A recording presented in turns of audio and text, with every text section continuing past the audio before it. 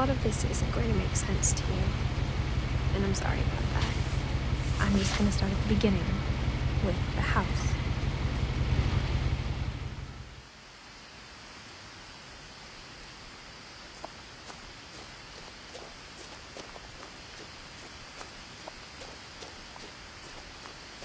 I lived here until I was 11, but I wasn't allowed inside half the rooms.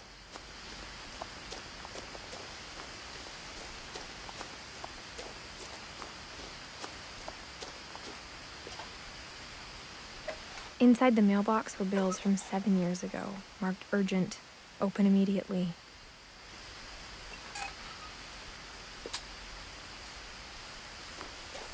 I hadn't been back since my brother Lewis's funeral.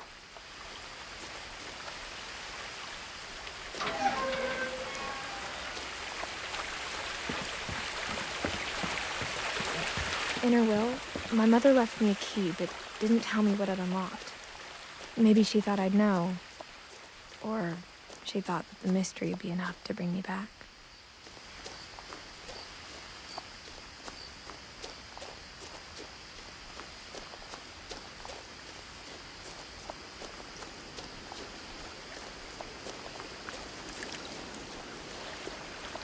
The truth is, even after I inherited the house, I never thought I'd come back to it. But now I had questions about my family that only the house knew the answers to. The woods around the house have always been uncomfortably silent, as if they're about to say something but never do.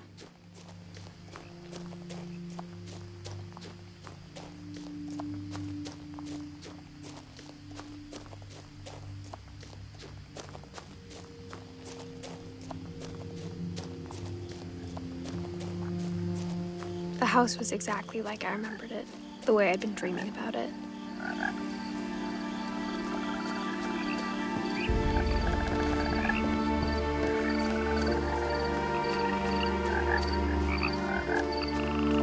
As a child, the house made me uncomfortable in a way I couldn't put into words.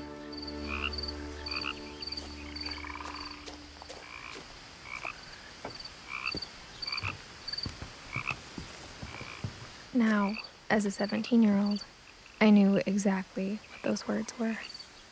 I was afraid of the house.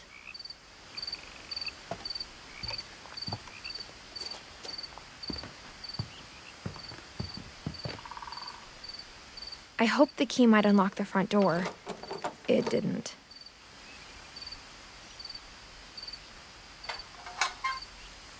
Looking in, I felt like the house itself had been waiting for me.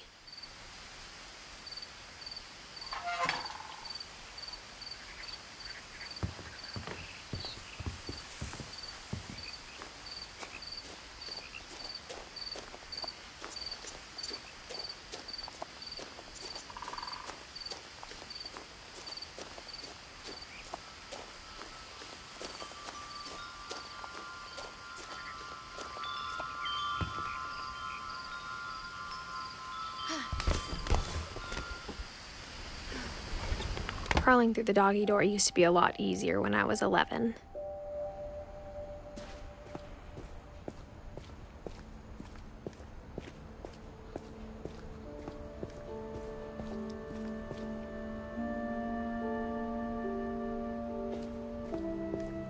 For the first time in years,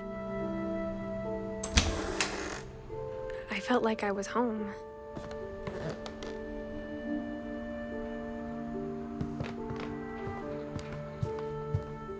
The table was still a wreck from the night we left. It was like a bomb had gone off, killing everyone but sparing the furniture.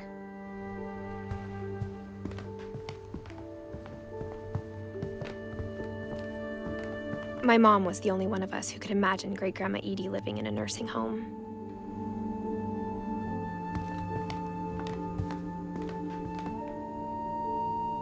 Nothing in the house looked abnormal. There was just too much of it, like a smile with too many teeth.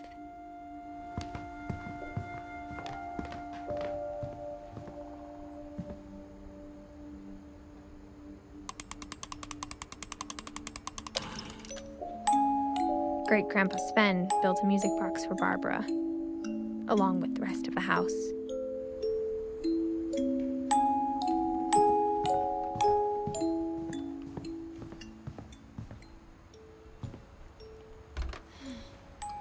Edie told me once that every Finch who ever lived is buried somewhere in the library.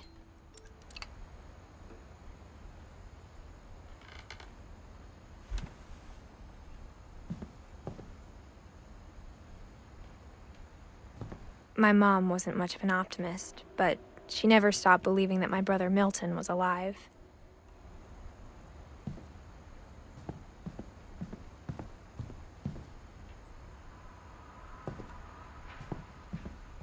Mom always told me to stay out of the basement, so I wasn't too surprised when the key didn't fit.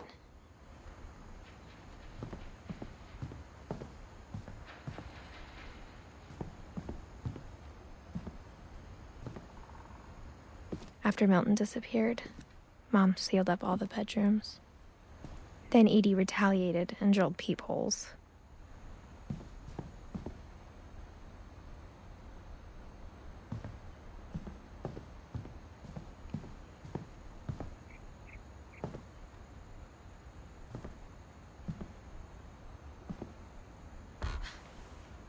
My Grandpa Sam spent 7 years sharing a room with his dead brother, Calvin.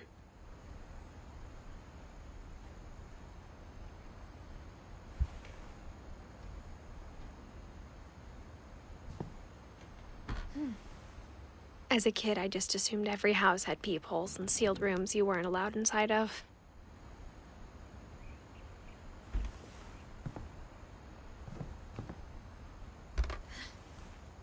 The last time I was in Edith Sr.'s room, I was 10 and she was painting my portrait.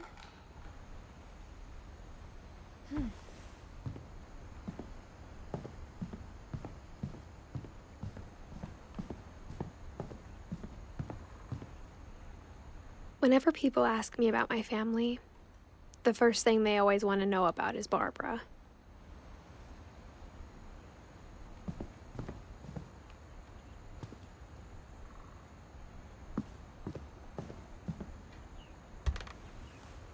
Barbara was a child star for 2 years, until America grew out of it.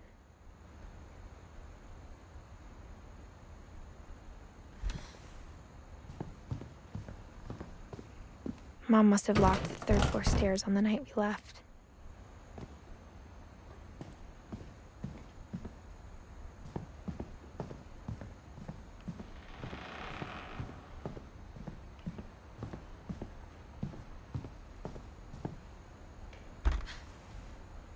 Molly always seemed like a girl I could imagine being friends with, if she hadn't died in 1947.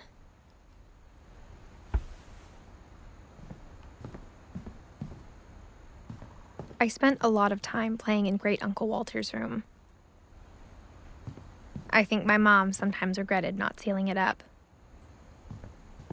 Lewis told me there were secret passages, but I never believed him.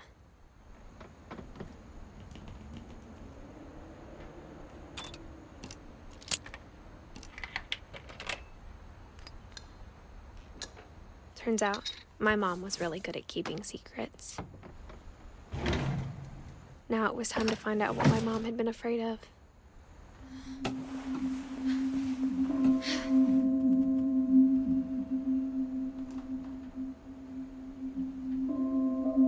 Reading this, maybe it sounds like I had a plan, but I had no idea what was behind that door.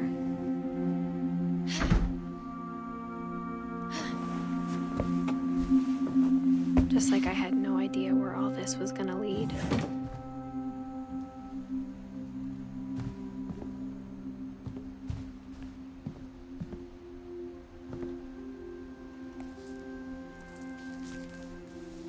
December 13th, 1947. Dear Diary, I'll be gone soon, but I wanted to tell somebody about what's gonna happen. It started when Mom sent me to bed without dinner. I woke up and I was starving, so I looked around for something to eat. The gerbil food was dry, but I didn't mind it.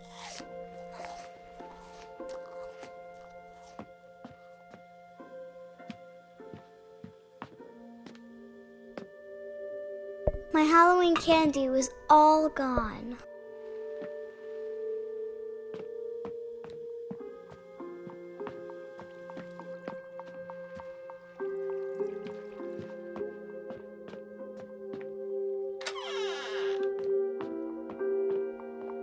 I kept eating and eating.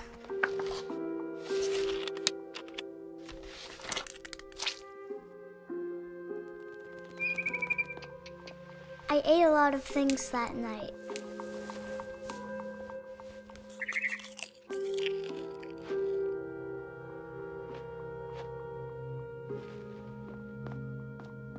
Then I heard chirping outside my window.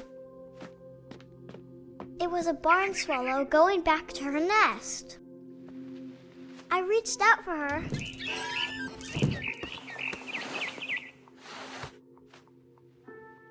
And suddenly, I was a cat.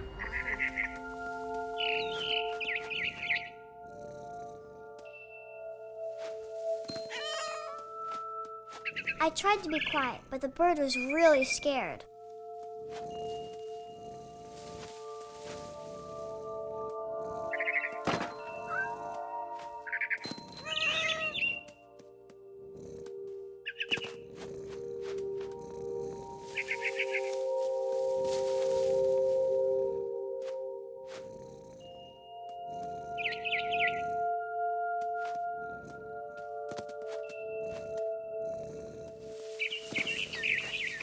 Mom and Dad didn't even look at me.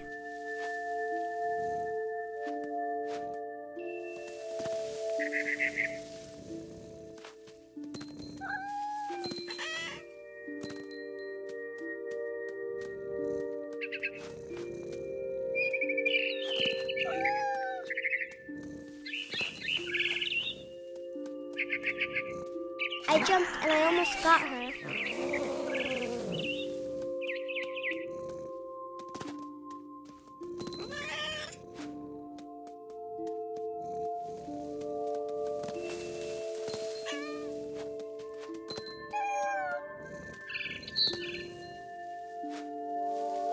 I could tell she was getting really tired.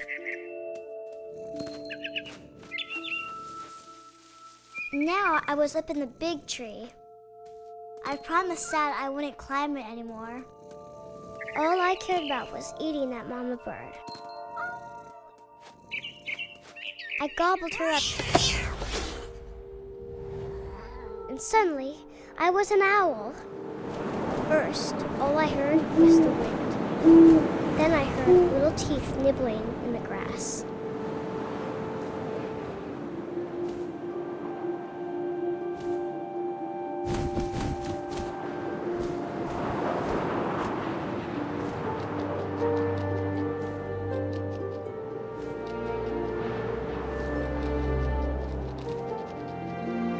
Rabbits.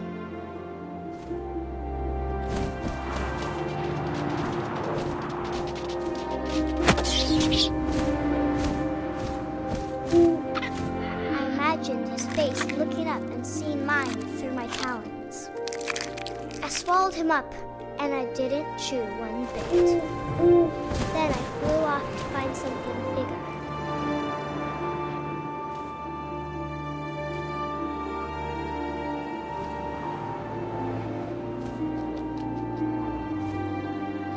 A mama rabbit.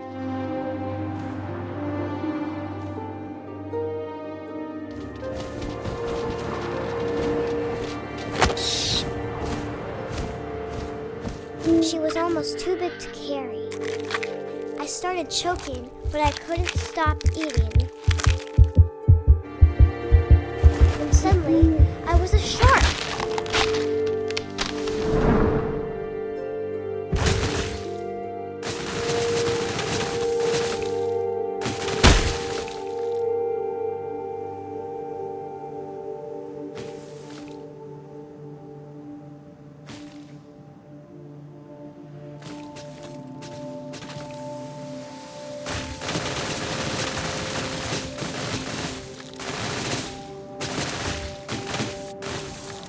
I rolled off a cliff and into the ocean.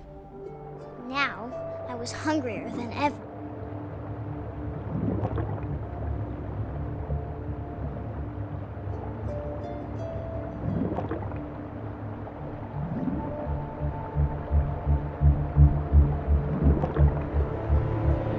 I wanted fat, juicy seals. I tore off her flipper, and it tasted really good.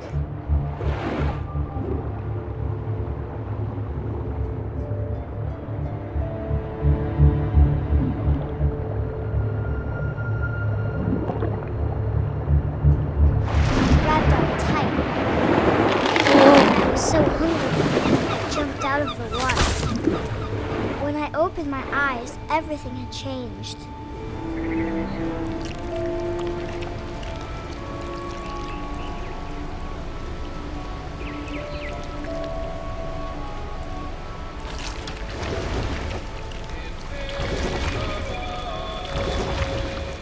Now I was a monster, and I smelled people everywhere.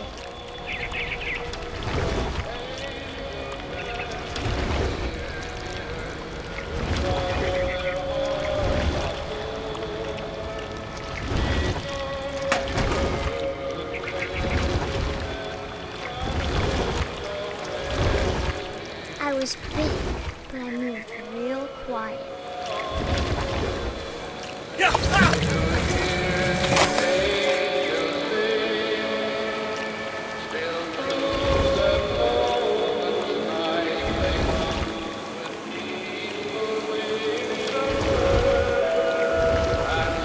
I wanted to stop, but also I didn't.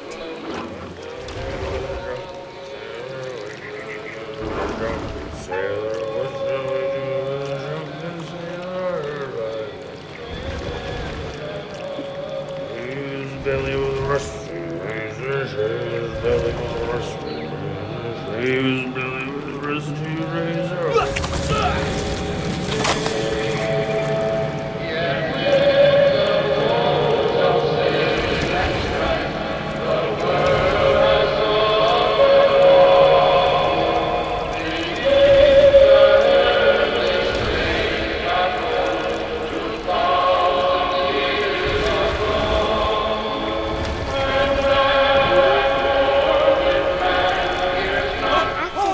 Passenger, I was still hungry. And to cross the water, I smelled something new. Something I had to have, so I swam towards it.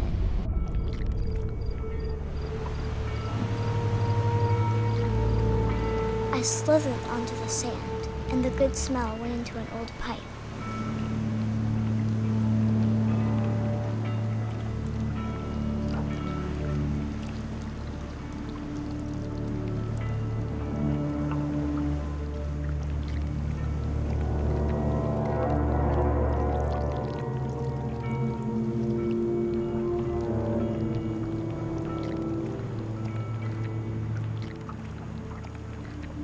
I got closer and closer.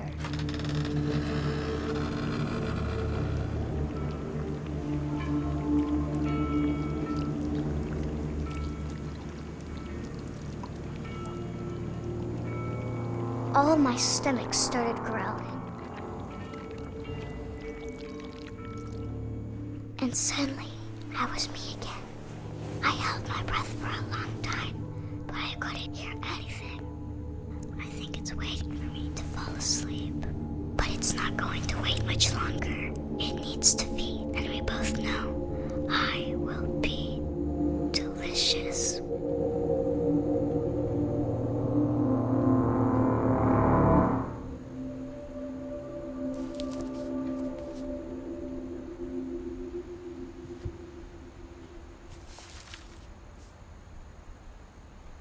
I'm not sure if I believed all of that, but I'm sure Edie would have.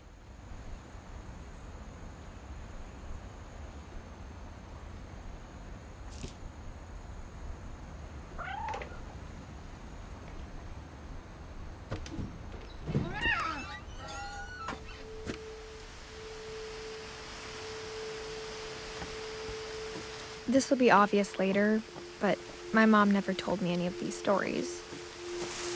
Edie would have, but Mom didn't like bringing up the past. Though, when we adopted a stray kitten, she was the one who named it Molly.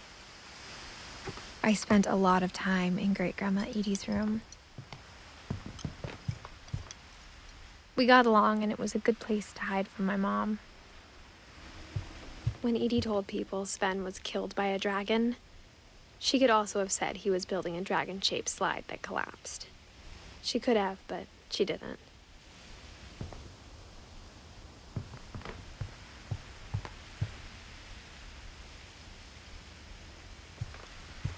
Louis died a week before we left, but Edie had already started to memorialize him.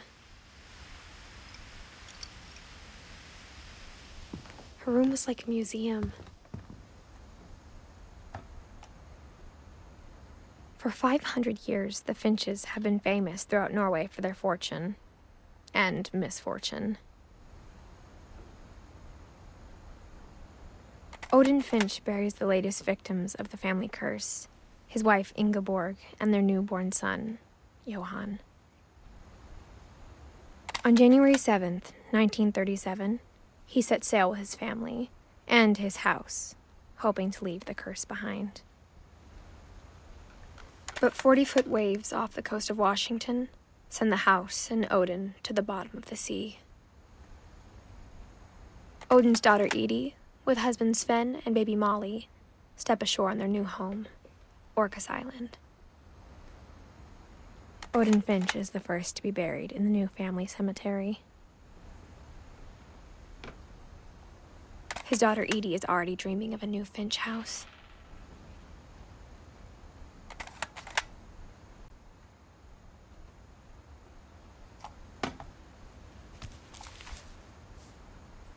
Whatever's wrong with this family, it goes back a long ways.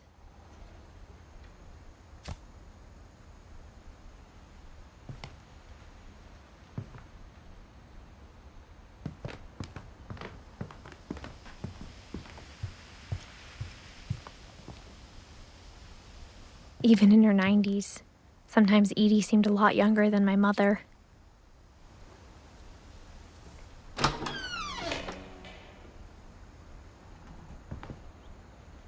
The only trace Grandpa Sam's first wife, Kay, left on the house was the pink bathroom. It was a pretty big trace.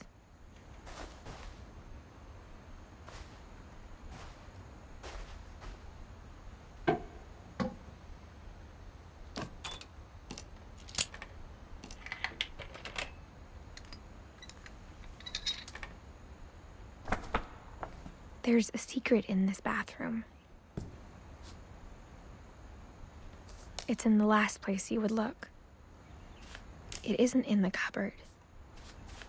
It's hidden in this book.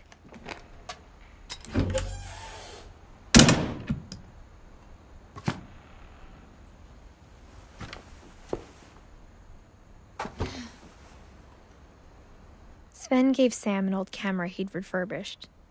He never put it down.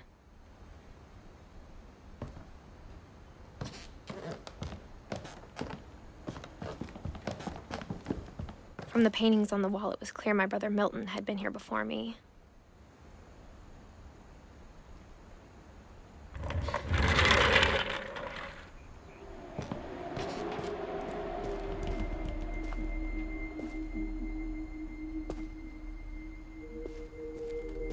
I knew Grandpa Sam had a twin. And that he never talked about him. I guess my grandpa didn't like history any more than my mom did.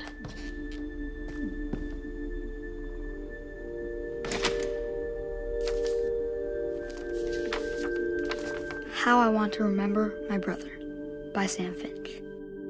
The thing I remember is that when he made up his mind, that was it.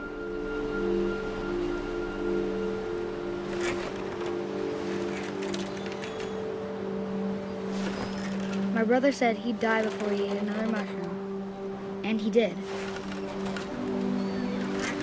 At Barbara's funeral, we swore we'd never be afraid again. And he wasn't. I think Calvin always wanted to fly.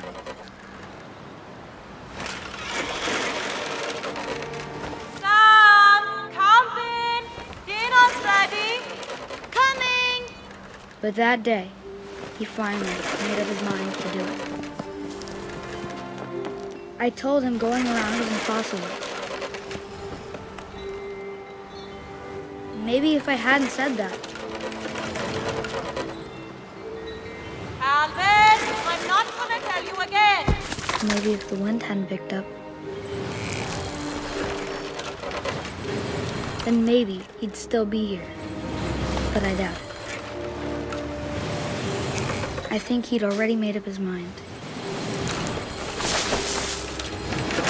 That's what I want to remember about my brother.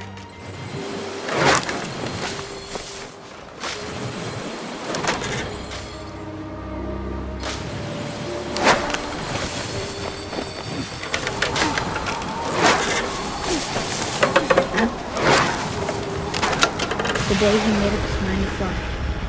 And he did.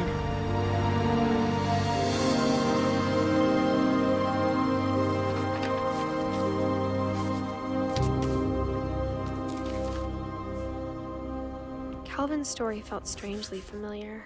When I was younger, I remember trying to do the exact same thing.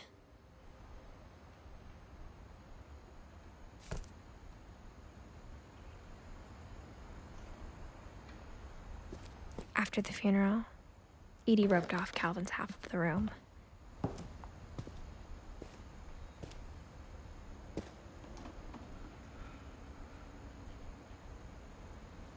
Mom said Grandpa Sam enlisted at 18 and never set foot in the room again.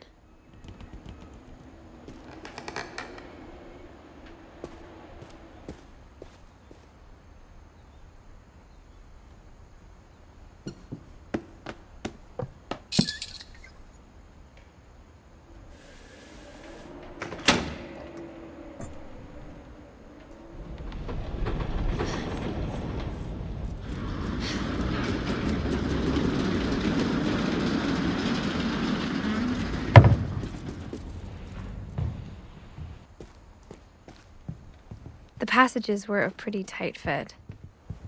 They'd obviously been built for smaller hands and bellies.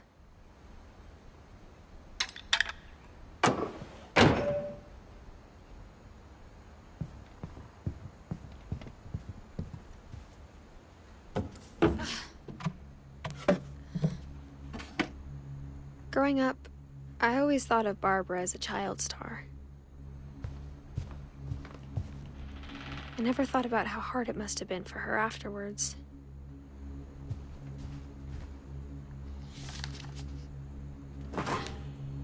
Of all the stories people wrote about Barbara's death, I'm surprised Edie saved this one.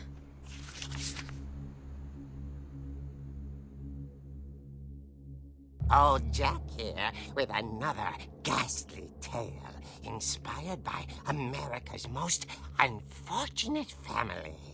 I'm calling it The Surprise Ending of Barbara Finch. As a child star, Barbara was famous for her scream. Now at 16, she was all washed up, a has-been. But in a lucky break, she'd been asked to perform her signature scream at a local convention for monster movie fans. It was just the boost her career needed.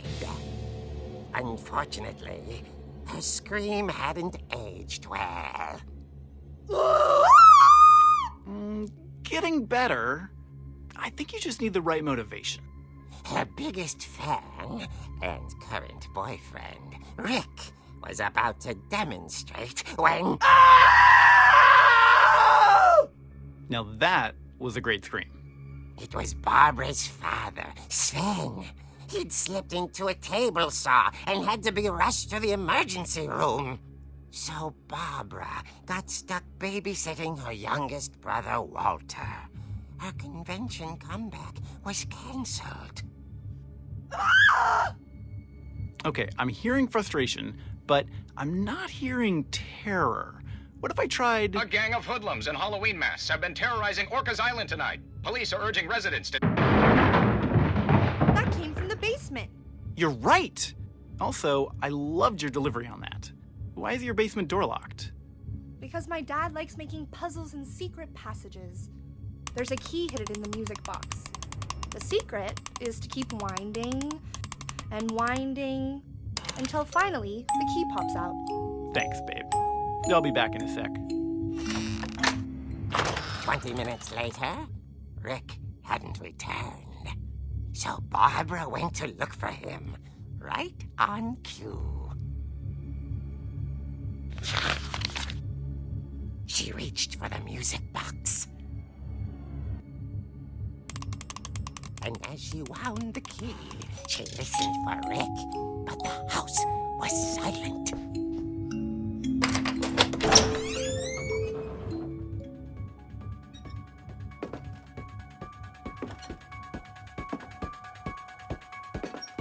She found Rick's crutch and imagined the worst.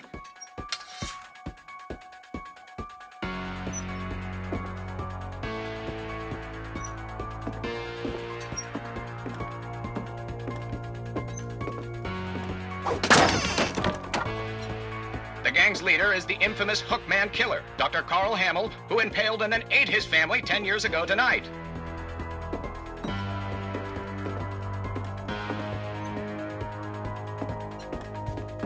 The old fridge rattled and grew still. Oh dear! Oh! Rick? Barb, relax. I was just trying to scare you to help you find your scream. Well, I'm not scared, Rick. I'm furious. Then act furious. All I'm getting from you now is that you're hurt and confused and She threw him out, but she kept a little something to remember him by. Barb, have you seen my other crutch? And she was still holding it when she fell asleep watching the late picture show. Hours later... Barbara! Walter, what's going on up there? Ah! Okay, I'm coming up, but if this is a trick, you're dead, Walter.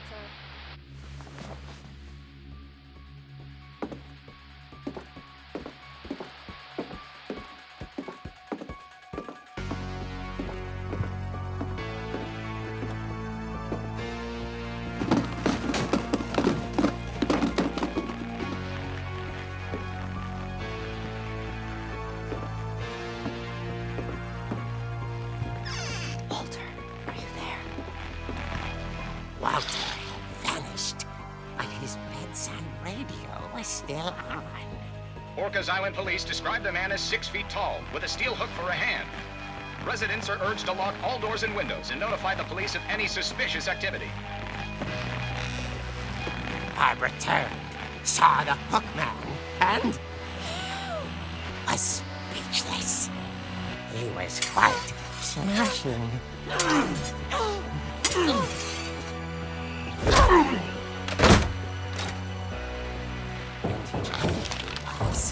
He couldn't get enough of Barbara. Okay, Barbara, there's gotta be another way out of here.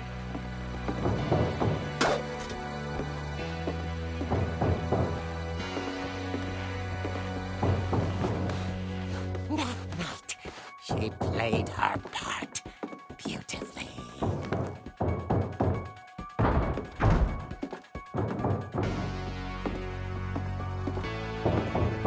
Molly's door hadn't been opened in years. The hinges groaned.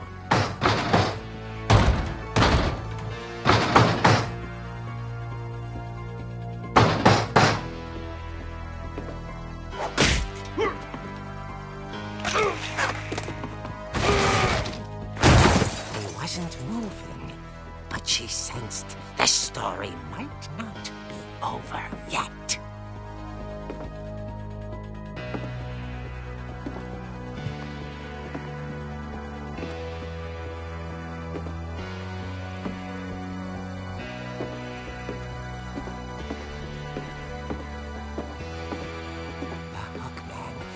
vanished.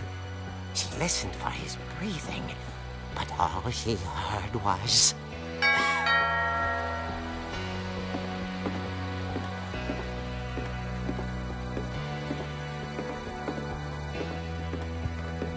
At the door, she heard whispering. It was coming from inside the house.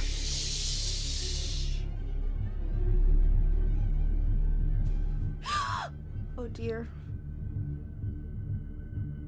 The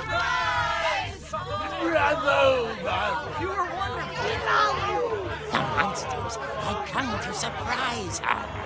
For Barbara, it was a dream come true.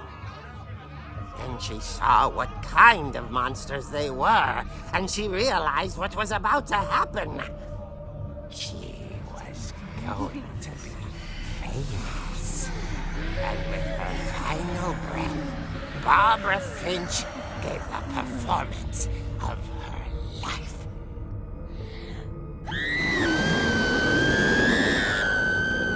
I wasn't there myself, but I hear Barbara was magnificent. Poor girl. She had a taste for stardom. But unfortunately, so did her fans. Of course, the police blamed it all on poor Rick, who disappeared the same night. And little Walter, hiding under his bed the whole time. He took it all pretty hard, but that's another story. As for Barbara, tucked inside the music box is all they ever found of her. Her ear. Now that's what I call a real eerie tale.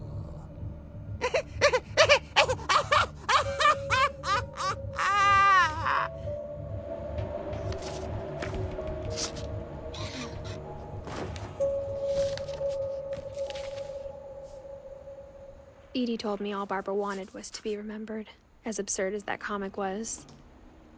Maybe what Edie saw was a happy ending.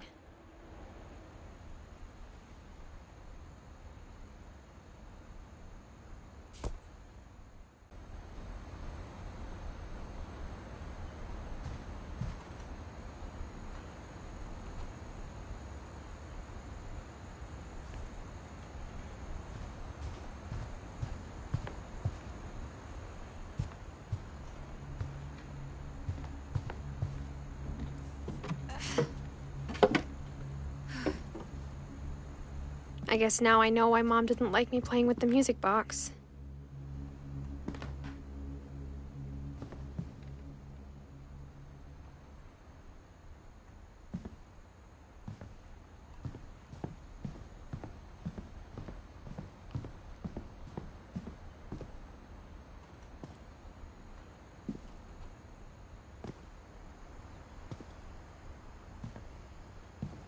A lot of things got left behind in the whirlwind of that last night.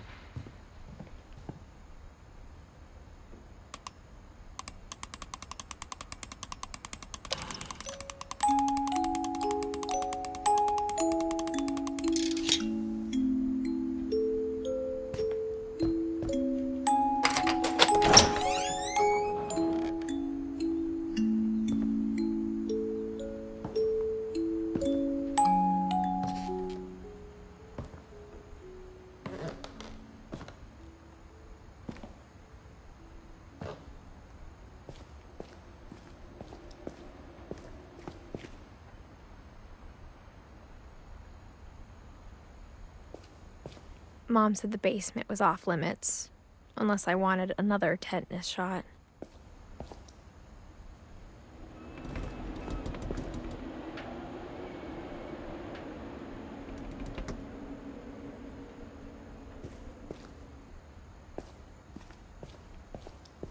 I saw Edie sneak down to the basement once, carrying packages. I thought maybe she was hiding presents.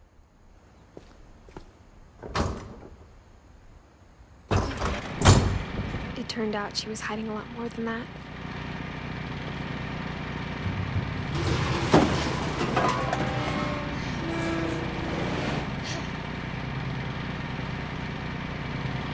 I remember asking Mom once about where Walter had gone.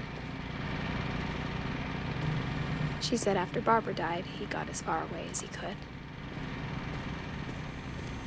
If there's a pattern in all these stories, I think it's that none of us has gotten very far.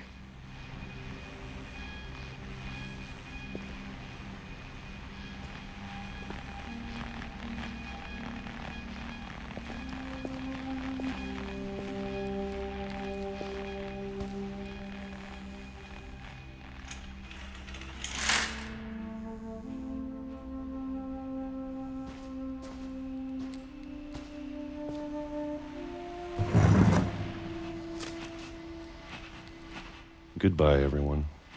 I can't believe I've been down here for 30 years. On that first day, after the shaking started, I didn't think I'd survive a week.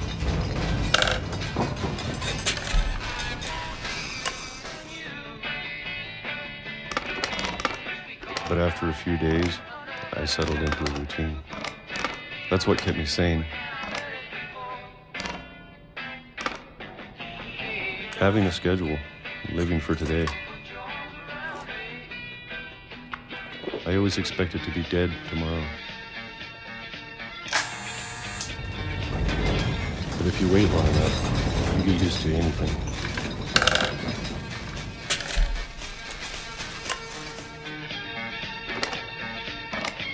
Even a monster on the other side of the door starts to feel normal. Almost friendly.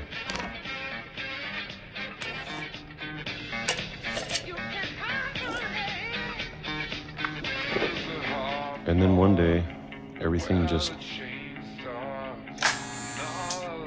stopped. Whatever that thing was, it was gone. Maybe it got tired of waiting. Or maybe I just got tired of being afraid.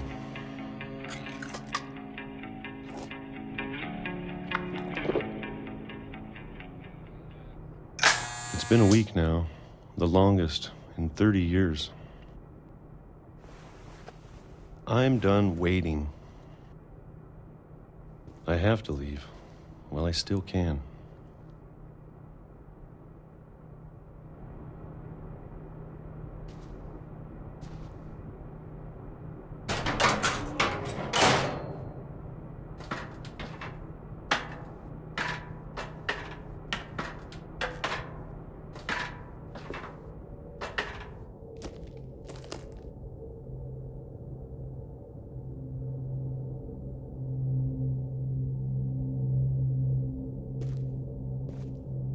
I know it's out there, somewhere.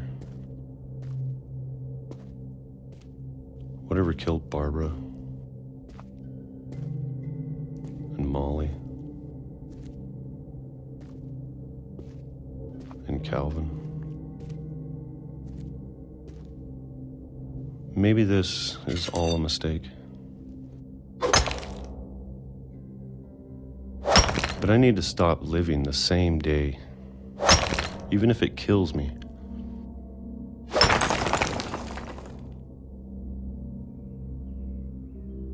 Whatever's out there, I want you to know I'm ready for it. I'm going to appreciate all of it, especially the food. I don't mind if I only have a year left, or a month, or a single week. I'd be happy with one more day. I can already imagine the sun on my face.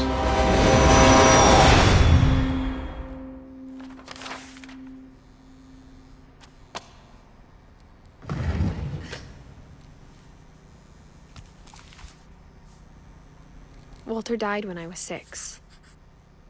I can't believe my mom never told me he was down here.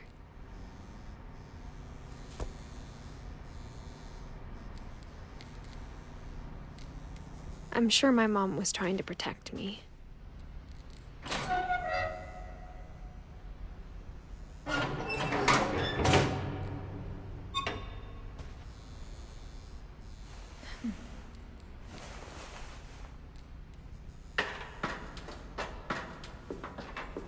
Maybe she was afraid I'd end up like Walter. But if she never told me about an uncle under the house, I can only imagine what else she was hiding.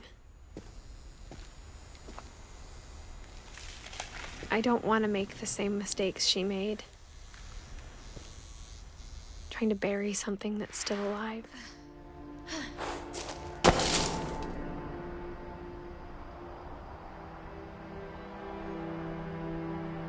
Now that there's only one of us left, or maybe 2, I thought it was time I heard the stories for myself and found out what happened to everyone else. But now I'm worried the stories themselves might be the problem. Maybe we believed so much in a family curse, we made it real.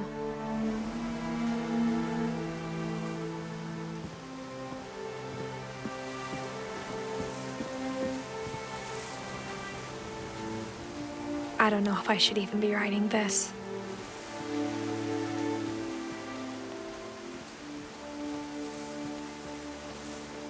Maybe it'd be better if all this just died with me.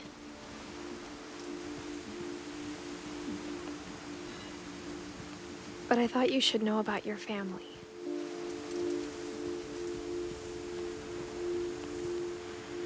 And the history you're a part of.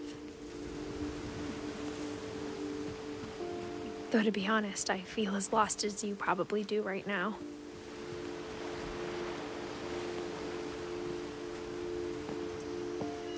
I think the people in these stories believed them, for what that's worth.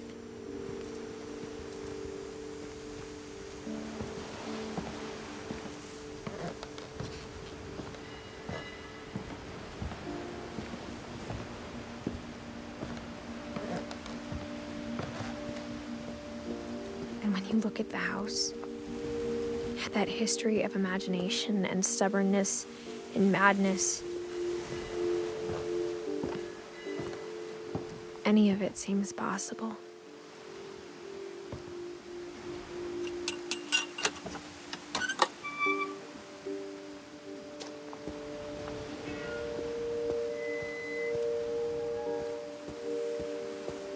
I think we've been surrounded by death for so long, we've just gotten used to it. What kind of family finishes building a cemetery before starting the house?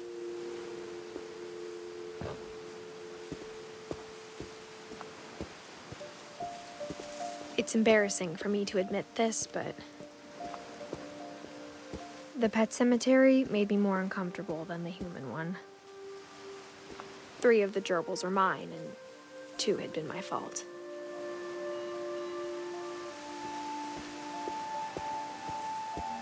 Sven built the house, but it was Edie who designed the cemetery.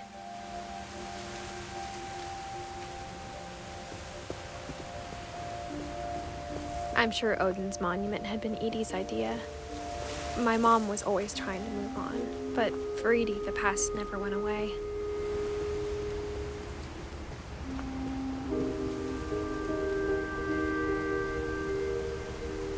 She could see it poking out of the water at low tide.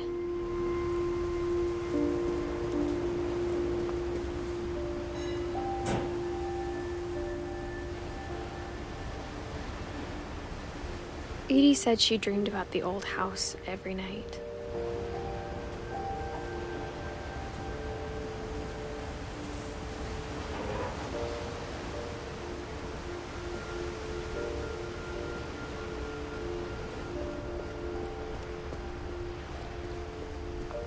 Edie's side was always easier for me to understand. But the older I get, the more I can see where my mom was coming from.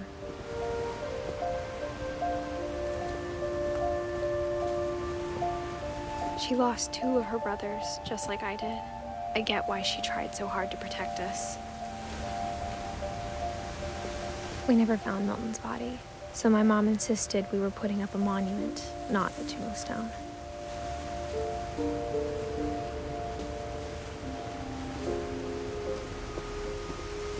There's so many things I wish I could ask my mom now. Part of me thinks this is what she wanted all along. For me to come back someday and find everything out for myself.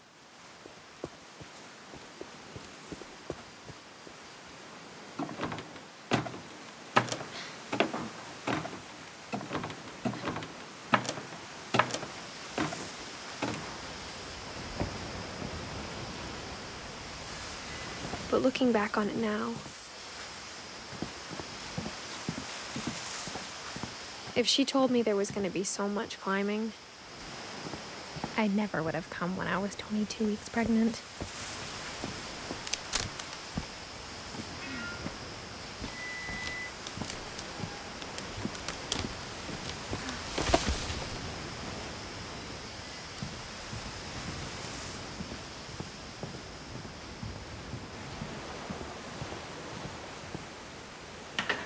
I never met Grandpa Sam, but I think he and my mom had a lot in common.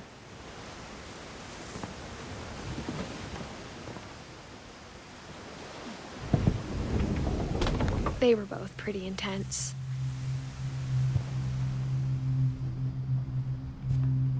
Sam spent his life shooting photos, but Mom said he got nervous being in front of the camera. I guess we're all afraid of something.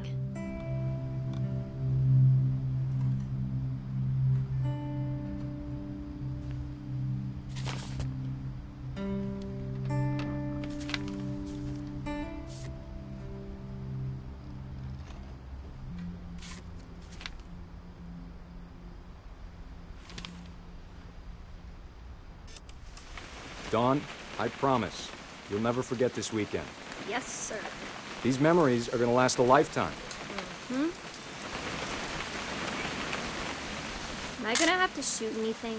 It's a hunting trip, Dawn. Shooting is strongly encouraged. What? Perfect.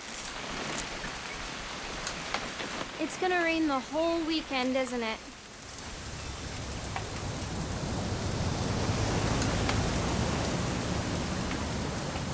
I will never forget this weekend, Dad.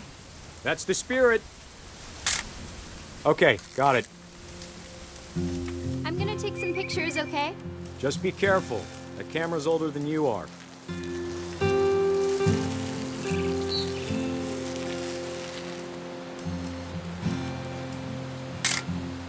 Aw. You're right, Dad. It's starting to clear up. Still freezing, though.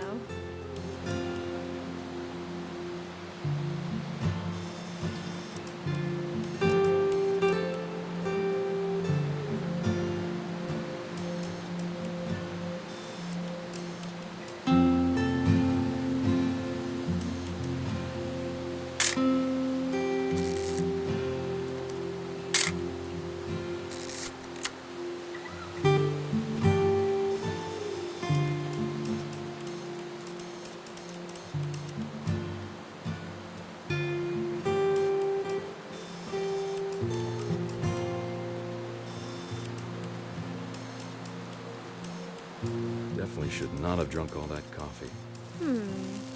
Hold still while I take a picture of you. I definitely won't be moving.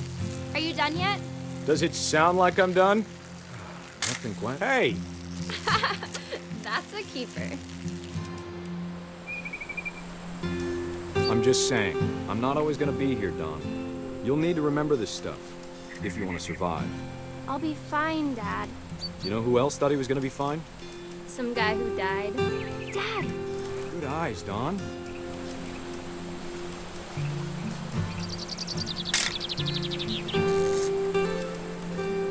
Before you take the shot, let me get a picture of him. Dad, I... Just breathe. Turn off your imagination. Focus on your target.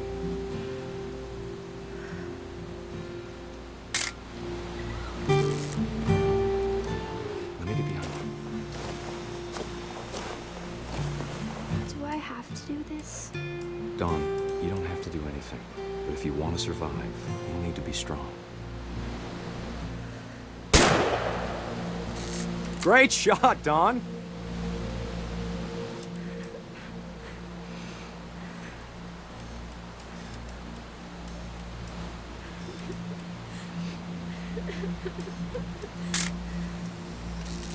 I'm proud of you, Dawn.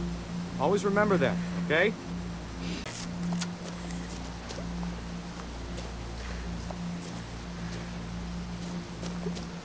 Dad, it's twitching.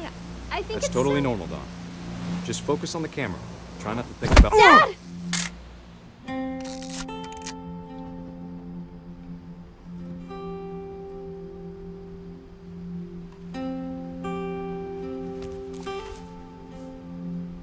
Of all these stories, that's the one I wish most that my mom had told me.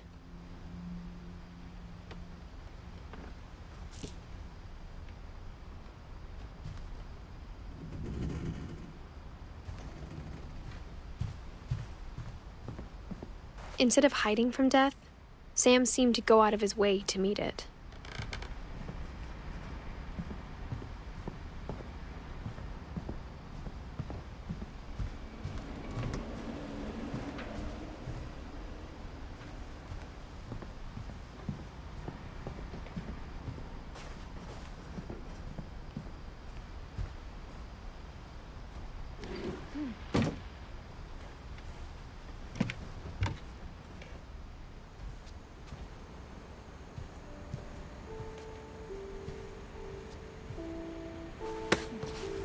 After Sam died, my mom and Edie got really close.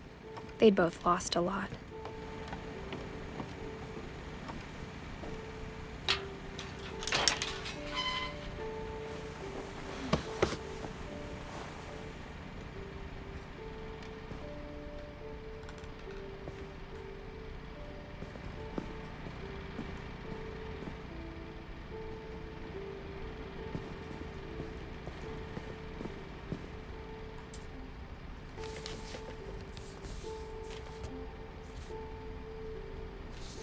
Dear Kay, do you remember the way Gregory used to laugh when he thought he was alone?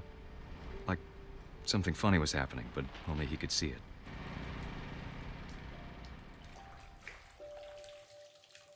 I think he saw things the rest of us don't.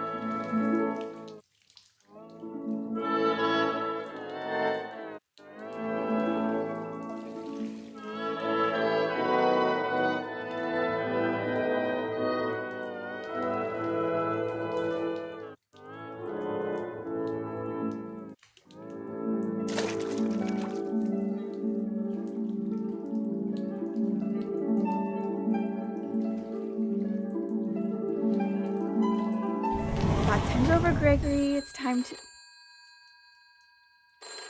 Hold on, sweetie. Hello? Sam, I told you I don't want to talk right now. I wonder what he saw.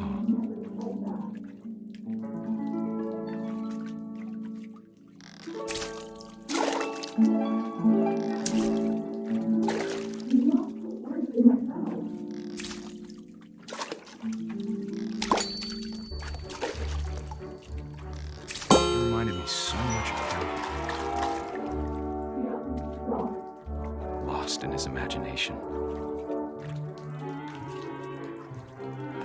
Whatever it was, he saw.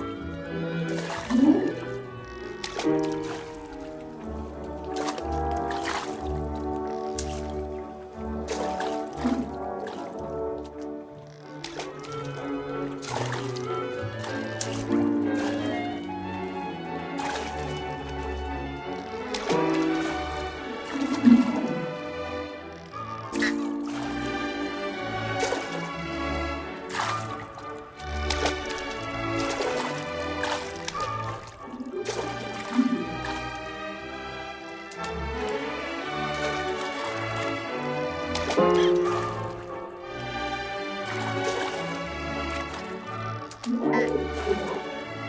sure made him happy.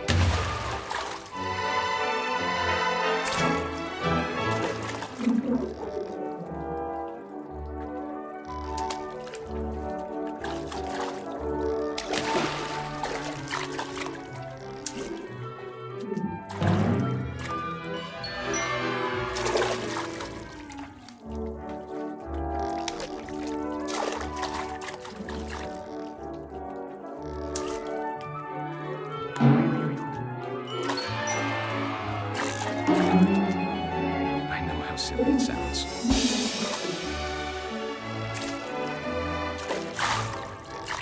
But I worry about a baby being too happy. But I could feel him slipping away. Sorry about that, Gregory.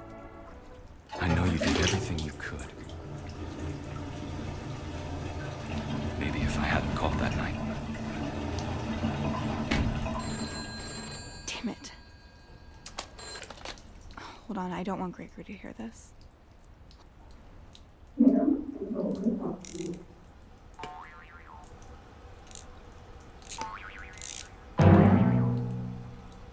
I wish you could have told us about the world he saw.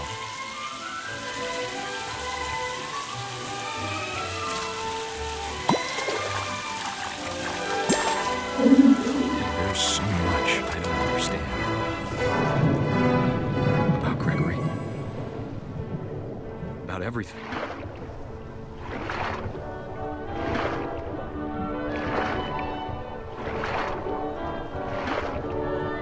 But I know what happened wasn't your fault.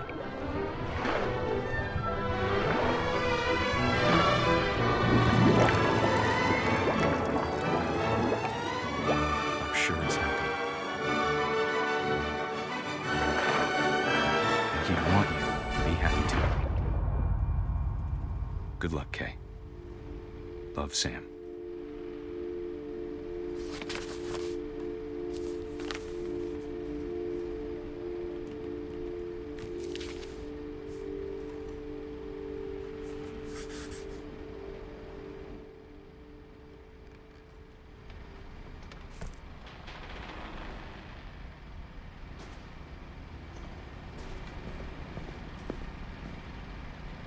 I can't imagine my mom ever writing poetry, and yet...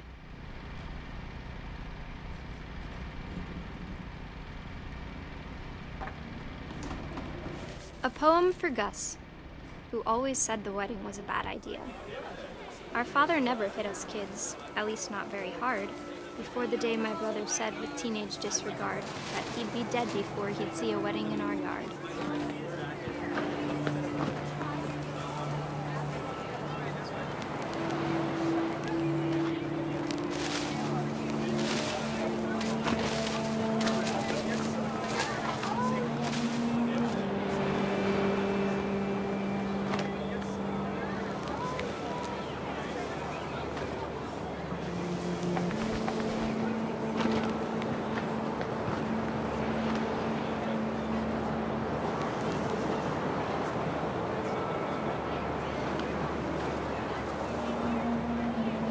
Father made him come, of course, but Gus stood far apart, just flew his kite and bottled up the storm inside his heart.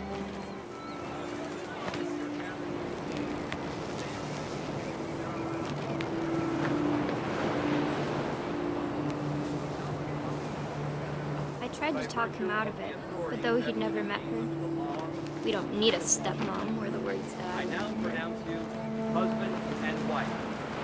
Make this pride.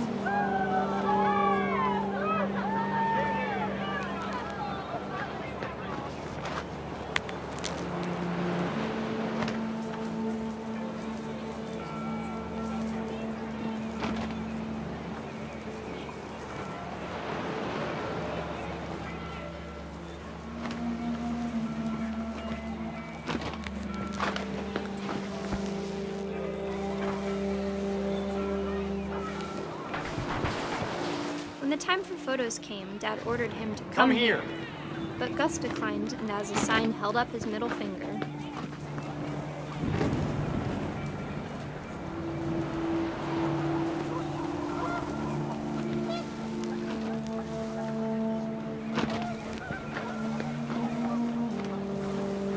The wind picked up, and panicked geese appeared and quickly went. But all the humans did that day was go inside the tent.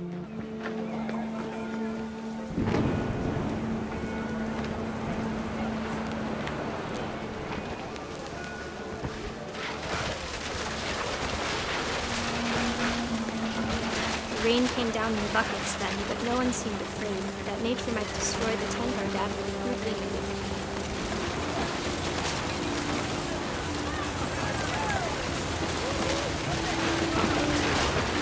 The thunder sounded much too close and full of angry power.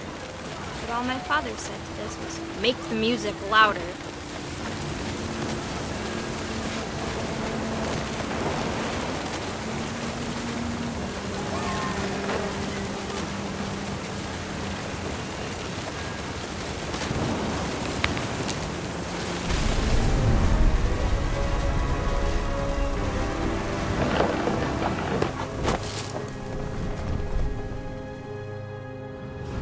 I wish that I could truly say I thought about you on that day. Out there on the beach alone, just you, the wind, the sea, and foam. But I didn't, until we found you.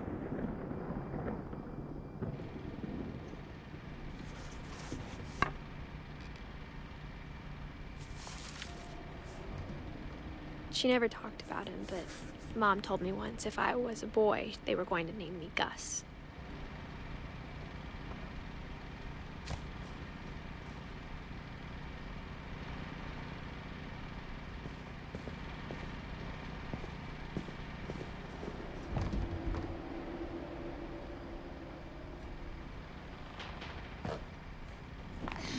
My mom moved up to the loft after her brothers died.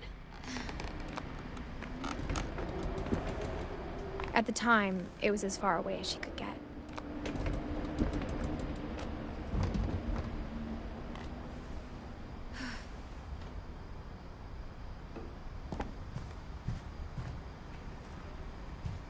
She spent a summer building houses in Calcutta, where she met my dad, Sanjay.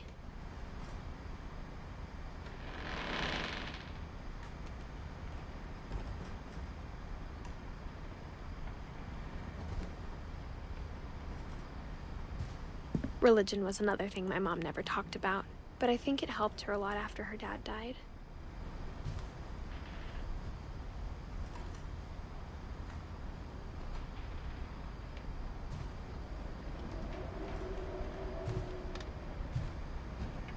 My mom moved to India a week after graduation and got a job teaching English. Louis was born a year later.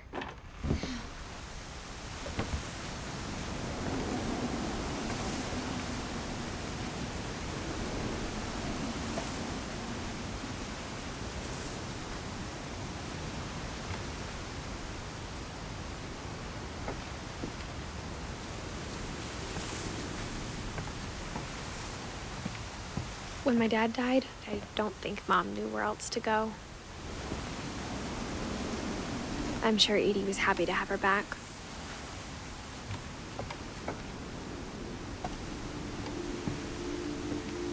The house had to get a little bigger, but Edie was used to that.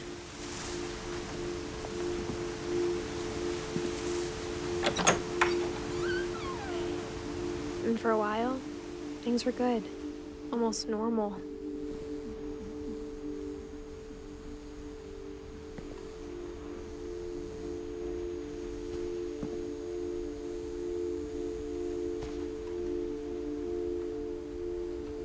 But it didn't last.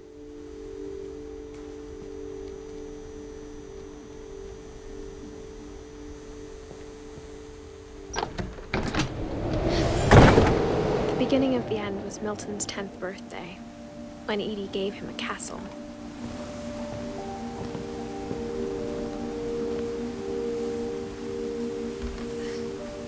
After Milton disappeared, the only thing he left behind was a room full of paintings.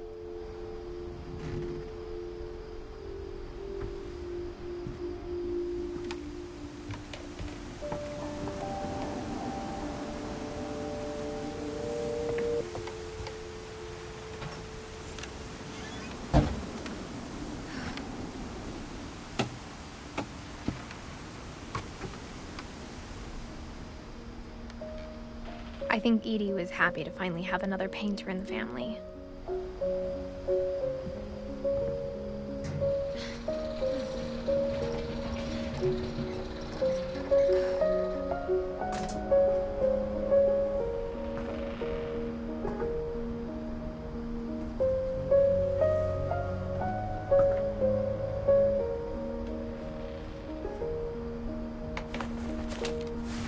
Milton Finch in The Magic Paintbrush.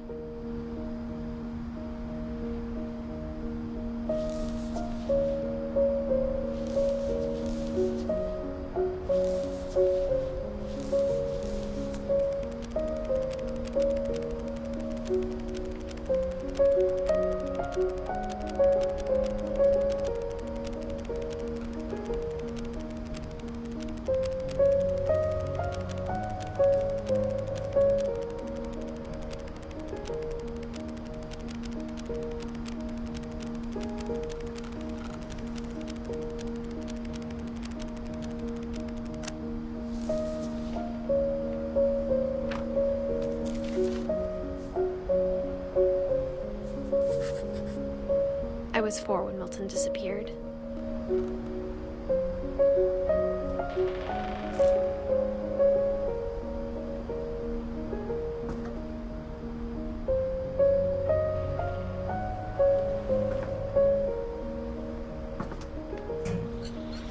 Mom spent months searching for my brother. Then she sealed the doors.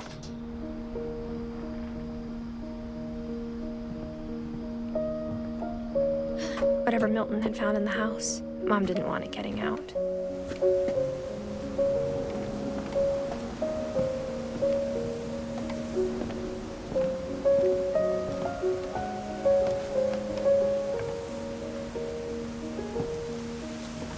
Mom definitely blamed Edie, but I think Louis blamed himself.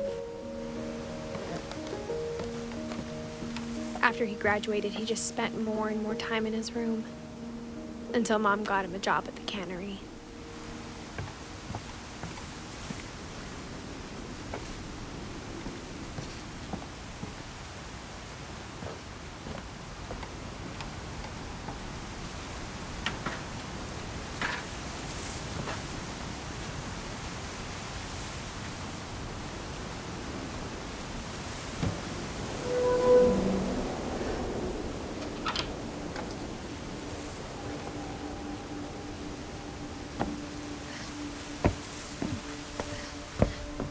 Louis's room smelled very, very familiar.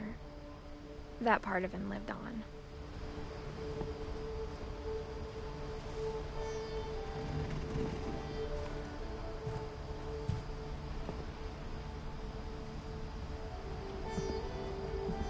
Louis and I spent a lot of time playing games together, but he was surprisingly bad at them. He died a lot.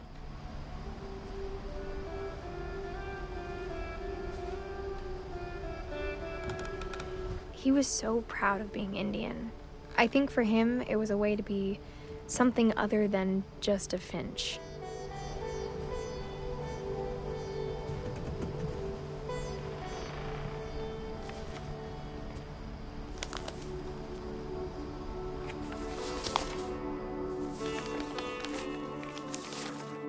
Dear Mrs. Finch, as Louis's psychiatrist, I can understand your desire for an explanation. As I see it, the trouble began in January, shortly after we convinced your son to seek treatment for substance abuse. Newly sober, I believe Louis first noticed the monotony of his daily life.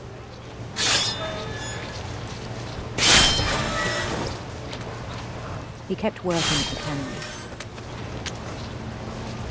but he withdrew part of himself.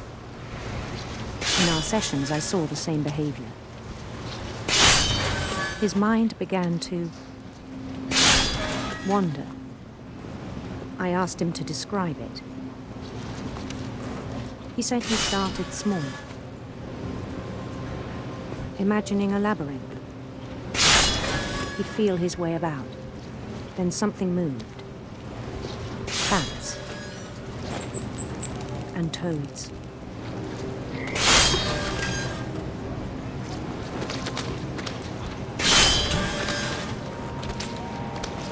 and things that have not names. He knew it was all in his head.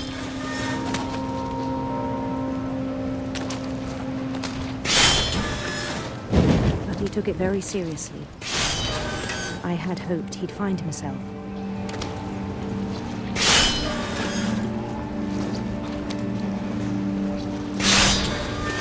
But he found something more.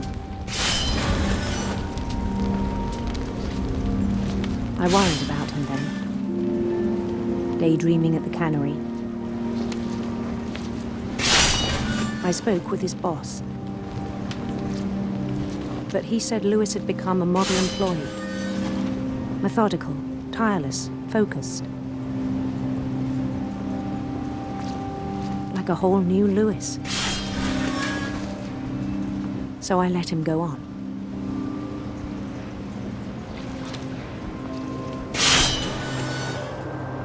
I even encouraged him. It seemed very promising at first. He told me he'd made a new friend.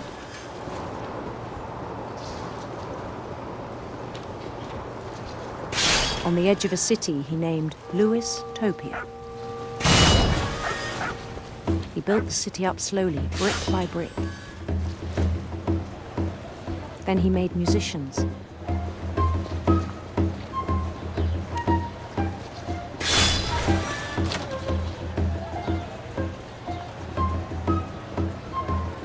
And songs for them to play. He talked about starting a band. And he was always humming something. Every day his imagination grew stronger.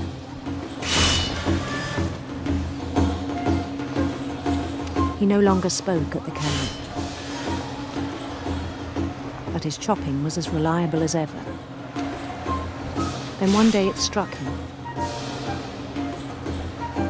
that all the cheering crowds, even the stones under his feet, were all in his imagination, so he could do whatever he wished.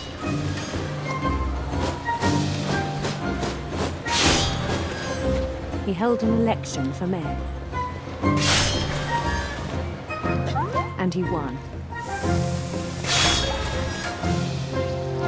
They begged him to stay, but his mind was already wandering. It became a game for him.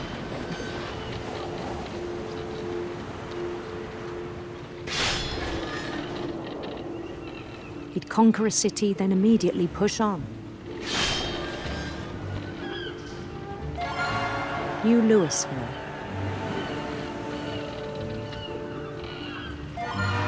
St. Louis. He started drifting away from our reality.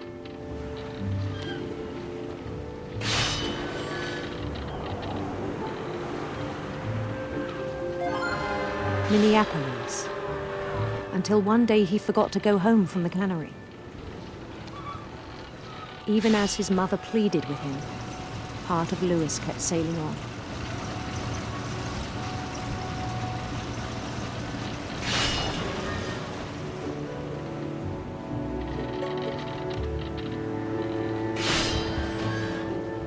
In Lewisburg, he heard rumors of a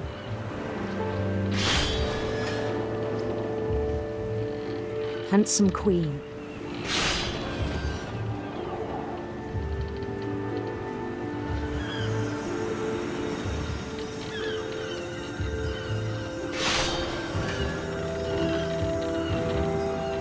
The queen was on her own quest for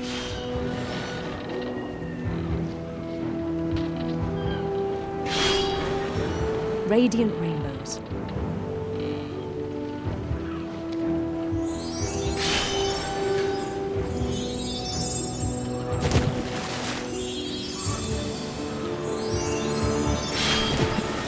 He followed the sound of her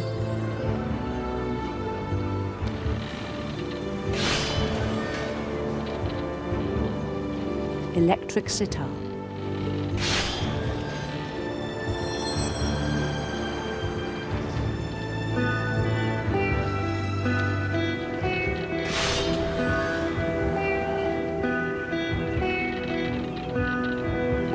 His chase led him to a golden palace east of the sun and west of the moon. Even then, his logic remained sound. He knew the world was all in his imagination.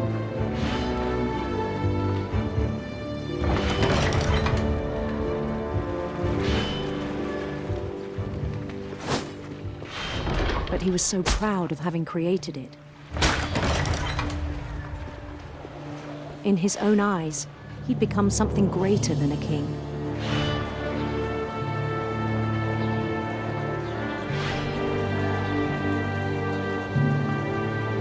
For someone who'd never known success in the real world, I think it was overwhelming.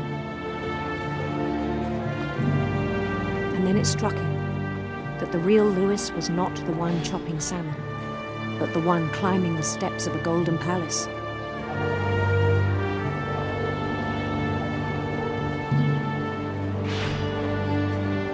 My imagination is as real as my body, he told me. It was hard to argue with him.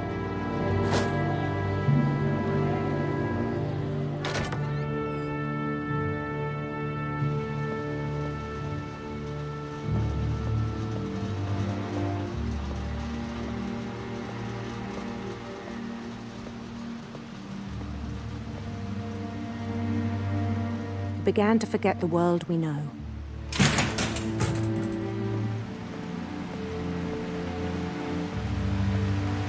I think it pained him to remember Lewis, the cannery worker.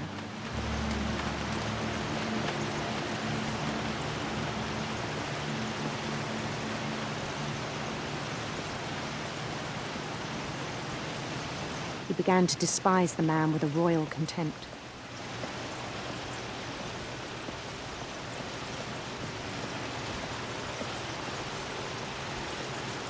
I still thought I could save him. Even after he said he was being crowned king over all the lands of wonder. The palace would be packed with his companions.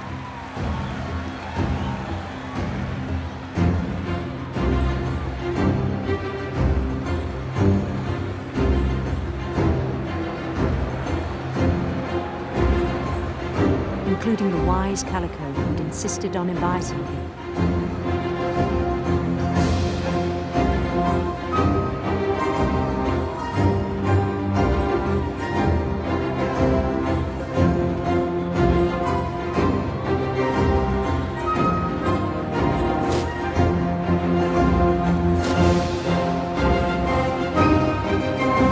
His queen waited, holding his crown.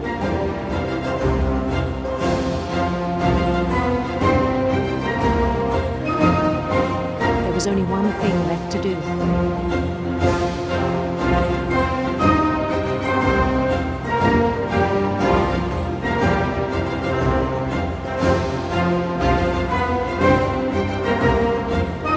Bend down his head.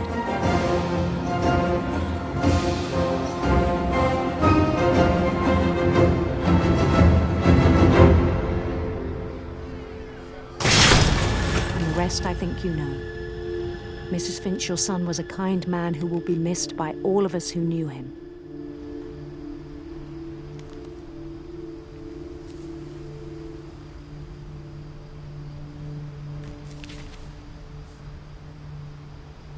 My brother was really cool. I wish you could have met him.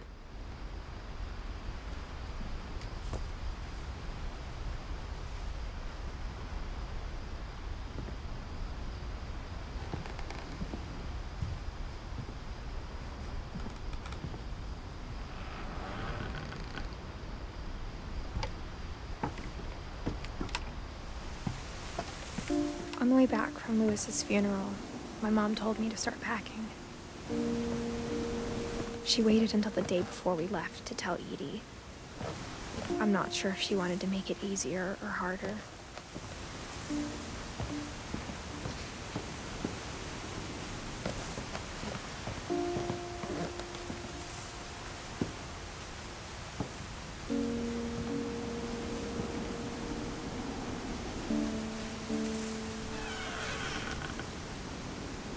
wish we'd stayed.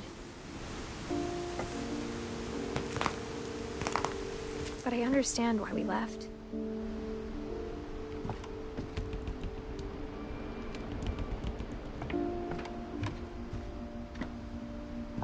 My mom ended up leaving everything behind.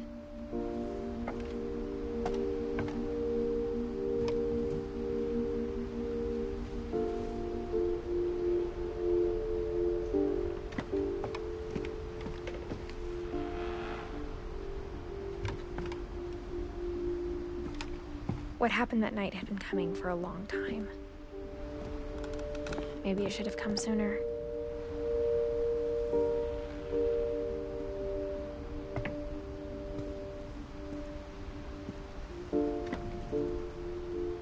But it had to end one way or another. All that's left now is to tell you about that last night.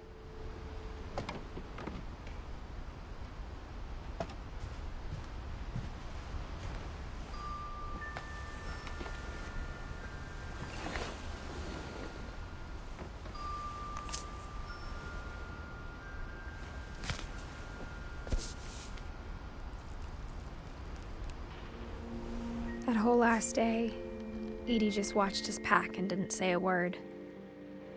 Until supper, when she raised her glass and said, "To our final night together, and all our final nights apart." Grandma, you know what I said about alcohol.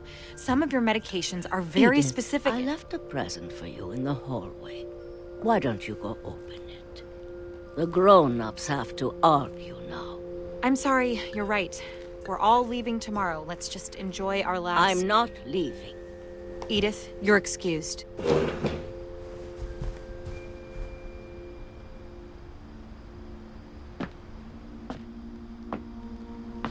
The power had been shut off that morning, but Edie always had plenty of candles. When my mom sealed the library, I don't think she knew about the other entrance.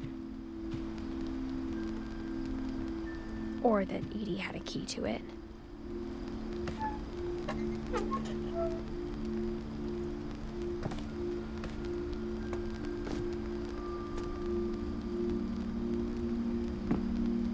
That thing you're afraid of isn't going to end when you leave the house. Edith has a right to know these stories. My children are dead because of your stories. I think it's best if Edith and I leave tonight.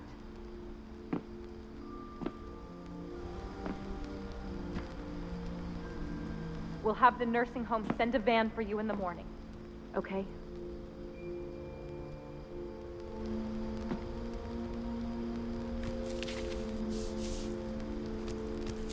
Dear Edith, there's so many stories I wish I could tell you, but there's only time for one. This is about what happened on the night you were born. That night, the tide went way, way out. It was the first and last time I ever saw the old house aground. There'd been an earthquake out in the middle of the ocean. They called it the lowest tide in 1,000 years. God, it smelled awful. You know, I've seen that house every day of my life.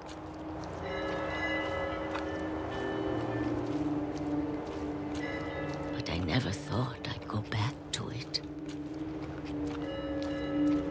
When the fog rolled in, I lost my way.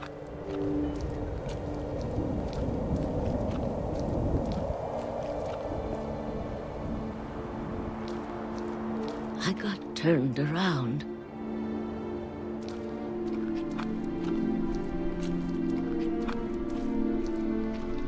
I started seeing things.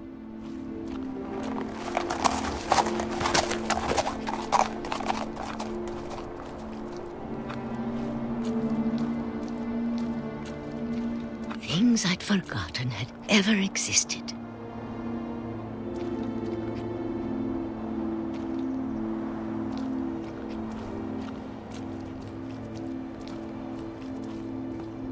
when I saw them, they felt like old friends.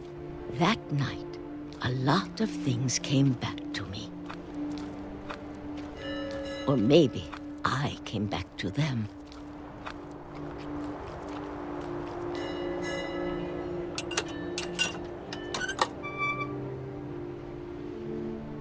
Things I can't explain, but that I need you to try and... Edith, what are you doing in here? It's mine. Edith! Mom, you're gonna rip it! Let go! I kicked and screamed, but Mom dragged me to the car.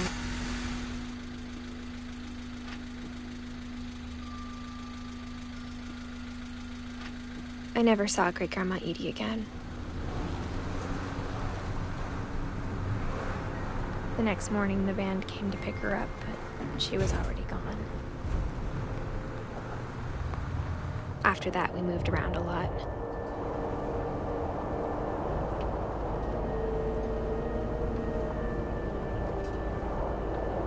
We both tried to make the best of it.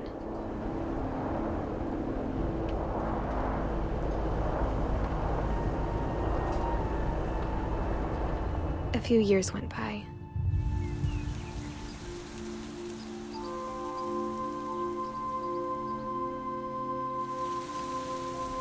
My mom didn't like to talk about it, but she started getting sick a lot. The rest happened pretty quickly.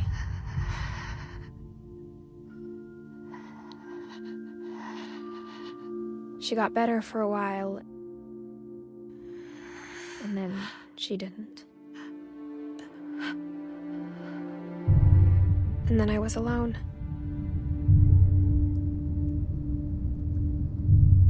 The last Finch left alive.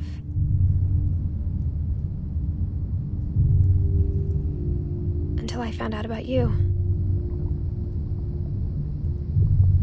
I'm still not sure what to tell you about all this. If we lived forever, maybe we'd have time to understand things. But as it is, I think the best we can do is try to open our eyes. And appreciate how strange and brief all of this is.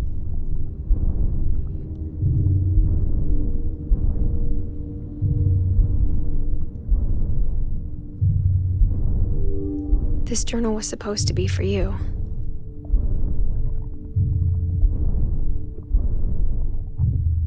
But now I hope you'll never see it.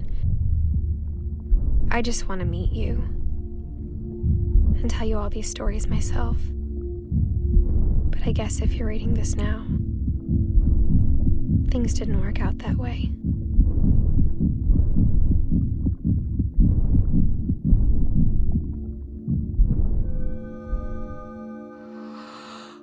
This is where your story begins. I'm sorry I won't be there to see it. It's a lot to ask, but I don't want you to be sad that I'm gone. I want you to be amazed that any of us ever had a chance to be here at all. Good luck.